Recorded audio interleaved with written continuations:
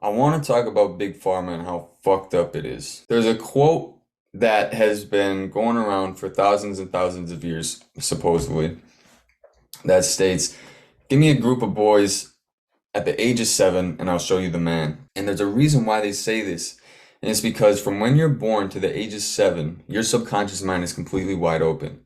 You have no conscious mind. So everything that you are observing is being planted in your subconscious mind. That's how you learn. That's how you get the thoughts that you have. That's how you have the habits that you have, is by observing for those 7 years. Think about all the laws and regulations that we have to obey by in society. Think about how hard that would be for someone younger than 7 to comprehend. So how do they learn all these rules and regulations? They watch, they listen, they just observe. So everything that they're being taught, everything that they're seeing, everything that they're hearing is being planted in that subconscious mind. Once they turn 7, that's when it gets capped off. That's when your conscious mind comes in. So all that shit that you were observing and hearing and seeing when you were growing up from being born to the age of 7 is now your thought process, your habitual feeling, your habitual actions, your habitual reactions. This is called the paradigm. Everybody has a paradigm. And it's a mental program that controls 95% of your habitual behavior. And every single thing that you do is a habit. Once you go through shit and have these traumas that are planted in the subconscious mind, that you are unwilling to dig up and face head on, are destroying you from the inside out. And when you start taking pills to mask the feelings that you are having from your suppressed traumas, is killing you even worse. Once you get stuck in that pattern of taking a pill every single day because you don't want to deal with your traumas, is killing you from the inside out. The longer you get stuck in this pattern, it recreates, reroutes your neural pathways, are starting to link differently, starting to create different routes because of these pharmaceuticals. It's making you think different. It's making you think that you need them every single day to feel better. You cannot live without these pills because otherwise you're hopeless. You're anxious all the time. You're depressed. What did I talk about in the last video? We're here to learn about emotions and limitations. Anxiety, depression, loneliness, hopelessness are all emotions. They're all feelings. But once you start identifying with these feelings, they become you. They become the way you think. They become the way you feel. They become the way you react to people. They become the way you take action in life. And when you don't face these feelings and learn about them and understand them, which is what we're supposed to do, and you're just suppressing them, how are you growing? How are you learning? When you take these pills and you're masking these feelings, which makes you think, why are they giving you a mask to put over these feelings? To have a less understanding of them, maybe? So then you can't grow through them? I was stuck in this pattern. When 2020 hit, in the middle of 2020, when school started going online, I started feeling a lot more depressed. I started feeling a lot more anxious. I went into the doctor and the doctor told me, take these pills. They'll make you feel better. I took these pills for a month and a half. After a week, I was getting side effects to where I was shaking all the time. I couldn't stop my shaking. I was sweating to the point where I felt clammy in my entire body. I remember I was getting a haircut and I literally could not sit still because I was shaking so bad and I didn't want to get my hair all fucked up. And I went back to the doctor and I was telling her about these side effects and she told me it was only going to last about 2 weeks. It lasted the entire month and a half. and I cannot deal with the shit anymore. I kicked the pills and I decided the only way this is gonna get better is if I deal with it. And I had no clue about the knowledge that I know now. I just knew that I was the only one that could deal with this because I was the only one dealing with it. And I overcame it. And I believe you can too if you are taking these pharmaceuticals. And if you aren't, there's so many better, different routes that you can take to help you with your current mental state. And over time, as you're taking these pharmaceuticals, it is destroying your gut biome. As those traumas are destroying you from the inside out, these pills are destroying you from the inside out as well. So you're getting double the damage when you're not facing these problems head on. Big Pharma has to be one of the biggest scams in the nation. They were funded by the same person who funded the Board of Education, the same person who owns 90% of the oil companies in America, the same person who said, and I quote, "I do not want a nation of thinkers, I want a nation of workers." John D. Rockefeller is another topic for another video. I'm not a psychiatrist, but I do a lot of research, and this is my opinion that I want to spread awareness on. So earlier today, I asked you guys to send me some questions. I actually asked you guys to send me some topics, but everybody just sent me questions. So I went through a lot of those questions, and let's just say a lot of them don't deserve a response. But I did grab 7 of them that I do want to talk about that I feel like you guys can relate to. Do you love life? Simple answer, yes. There was a study on people that were on their deathbed, and they asked them what their biggest regrets in life were.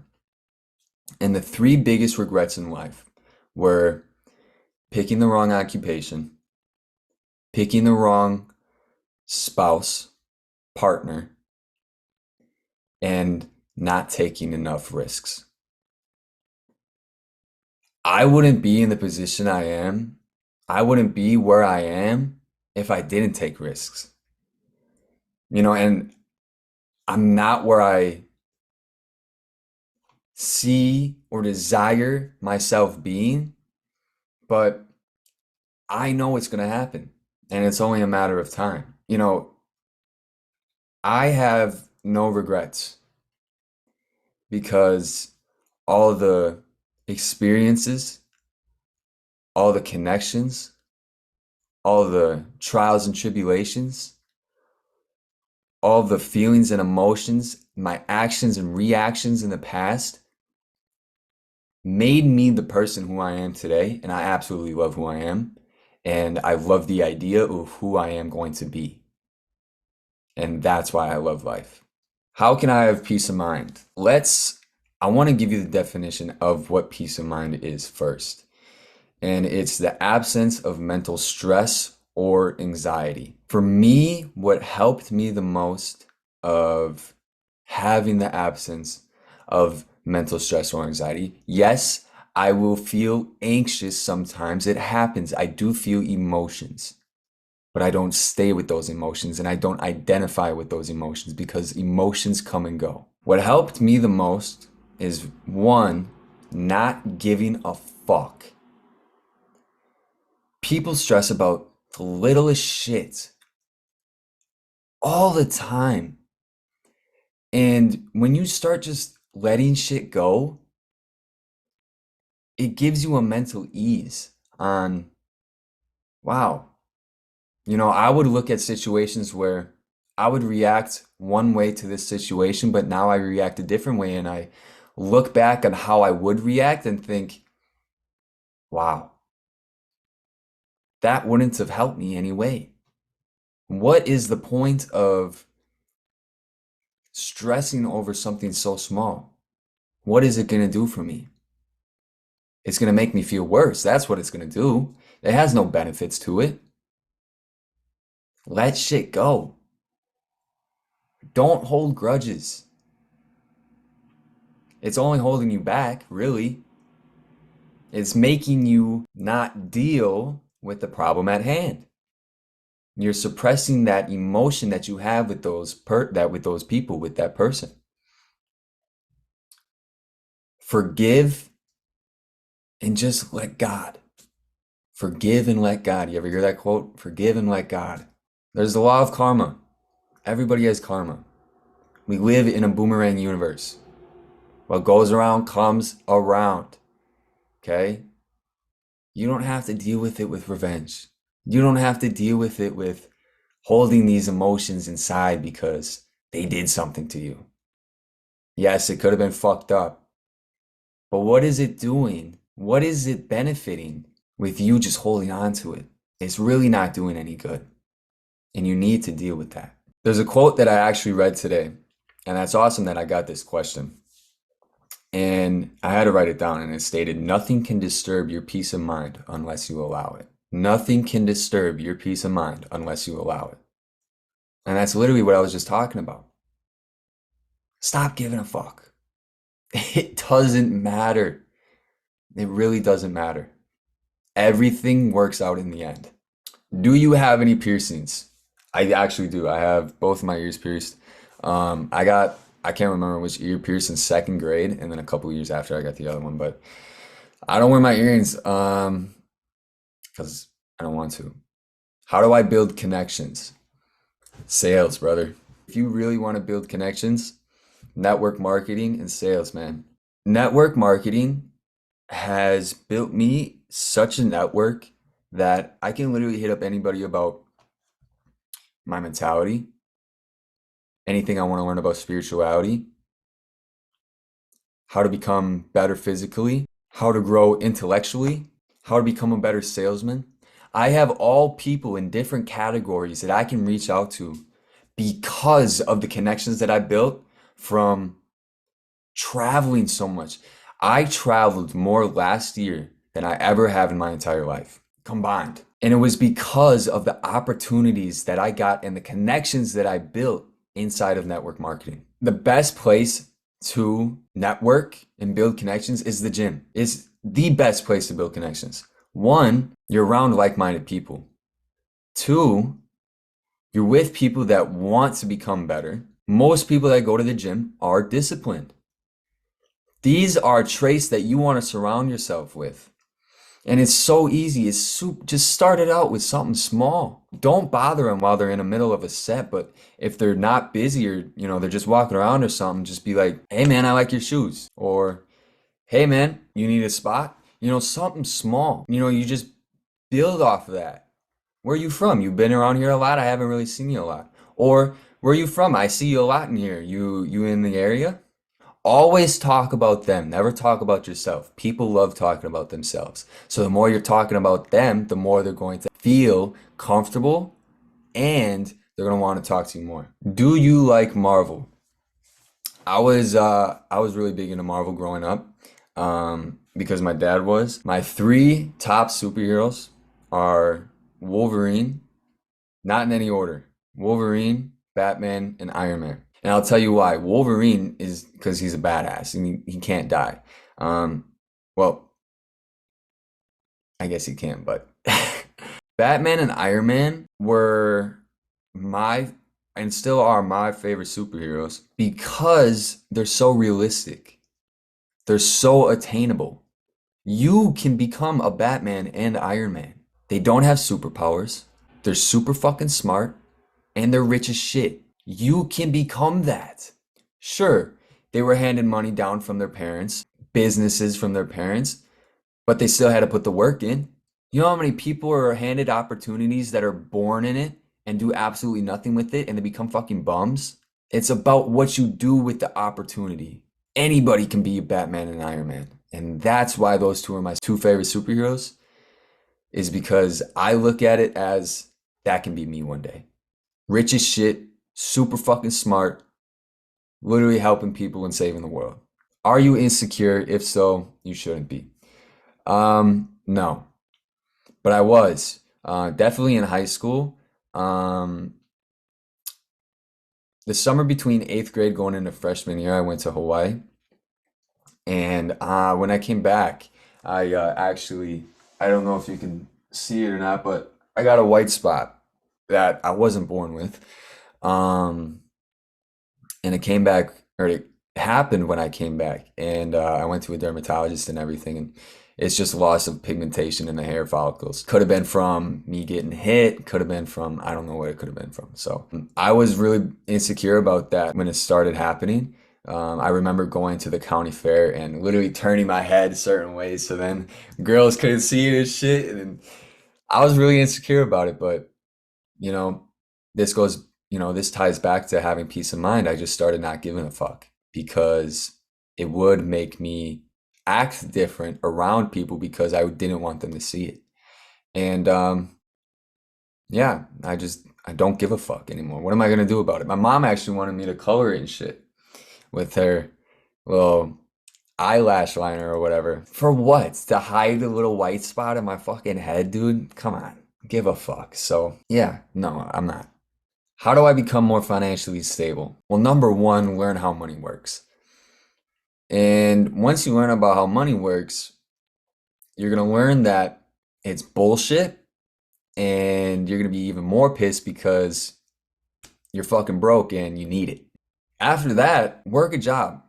Okay, working a job is going to help you build capital and help build the foundation of what you're trying to pursue. Explore different endeavors. Look into drop shipping, affiliate marketing, sales, Amazon FBA, all this other shit that you can make money online. So then you don't have to, work another job to make more money. Don't be working 2 jobs, 3 jobs just to, bring some income to sustain. Get a side hustle. After high school, when I started pursuing network marketing, I would work my factory job. I would wake up at 5:30, clock in at 6, get done at 4:30, come home, eat dinner around, 5, 6 o'clock, trade from 6 to 8, 9 o'clock, and then get ready to go to bed. That was my day every single day. And I was able to quit that factory job in 3 months and do it full time. But that's what you have to do. You have to, spend your free time wisely. Okay. If you're not doing anything with your free time, this is what the majority of people do, the average Joe, and it's holding them back from growing. They go to work, come home, eat dinner, spend a little bit of time with their family, go to bed, repeat it for 5 days a week. Look at your parents. What do they do? Look at your grandparents. What did they do? Ask your parents if you don't know. And that ties back into that program, your paradigm. Look at your parents' life and look at your grandparents' life. Look how similar it is. And then look at your grandparents' life and look at your great-grandparents' life. Look how similar that is. It's these generational patterns that are passed down that become habits and ingrained into our brain that literally control our life unless we take control of it. And the only way to do that is get a better understanding of it. But prioritize your time. There's so many, all of these YouTube gurus. I promise you, you have to pay for education. You're gonna have to pay for education if you want to actually learn valuable information. You're not gonna get it for free. All these YouTube gurus saying, giving you tips and tricks and shit just to have you buy a course. The course is what's going to teach you, but a lot of these people are scammers and they're trying to just make $1 off you. You have to get into the right company and with the right people. Network marketing is such a great stepping stone to becoming financially free. It's $120 some billion industry. It is ridiculously insane. The commission payout, everybody gets fucking paid. Yes, it's built like a pyramid. Everybody gets fucking paid. But again, just watch who you're getting into business with. So those are the questions. I definitely want to do that in more videos. That was fun. A little Q&A session. I might do that every video. We'll see. Let me know if you guys wanted to start doing that more. I feel like that's a better way for us to connect. I'm thinking about doing an intro for the video. Let me know what you guys think. Just a little small video, to prep for the main event, But I am going to create a outro segment that's gonna have recommended or my last video, so then you guys can tap into those as well. But I'm having fun with these. I'm having fun with editing the clips, posting these shit for you guys. So until next week, I appreciate you guys.